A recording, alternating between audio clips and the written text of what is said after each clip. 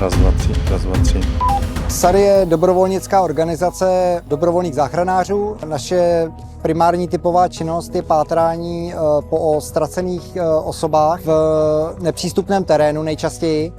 Lesy, někdy hory, různé louky a velké plochy. Než začne pátrání, tak je potřeba zjistit všechny potřebné informace.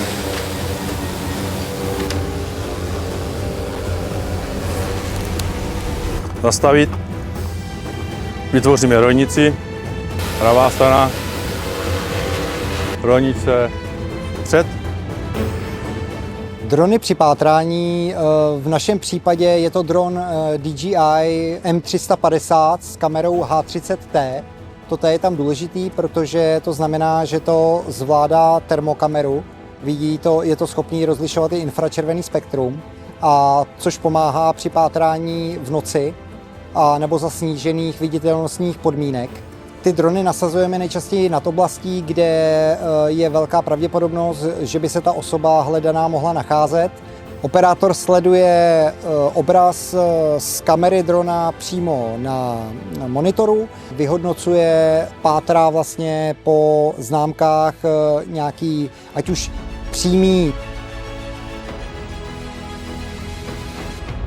Pokud operátor dronu zachytí něco podezřelého, ať už to bude právě ta osoba hledaná, anebo nějaká ta anomálie, nebo nějaká stopa, tak ihned kontaktuje pozemní tým, který je tam nejblíž, a navede je na to místo, kde tu stopu spatřil. Ten pozemní tým přímo prověří ten daný nález.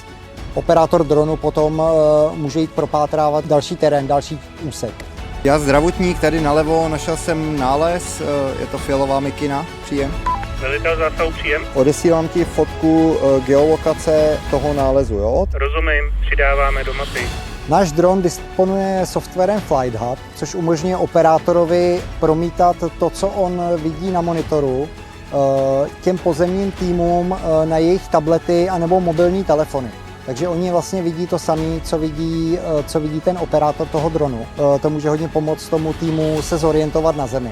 Drony se snažíme nasazovat co nejvíc, protože nám umožňují pokrýt velkou plochu v relativně krátkém čase, a to nám umožňuje efektivní nasazení lidských zdrojů.